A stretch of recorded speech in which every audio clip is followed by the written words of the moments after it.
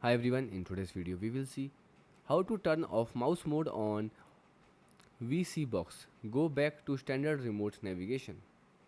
So to turn off mouse mode on the VSeeBox, press the dedicated mouse cursor button typically located just below the red power button. On the remote, wait 5 to 10 seconds for the cursor to disappear, and if it lingers, press the back button to briefly exit and reopen the app. The step 1, press the mouse button. So locate the button on the remote that feature a mouse cursor icon. It is generally situated right underneath the power button in the upper right corner. Now press this button once. Step 2, be patient.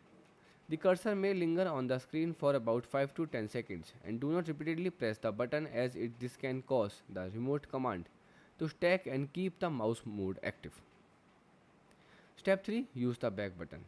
If the cursor remains after hitting the mouse button, you can press the back key on the remote. Step 4, restart the app or box. If the mouse arrow is still stuck, navigate out of the app you are currently using and go back in or restart your box. Goodbye and thanks for watching.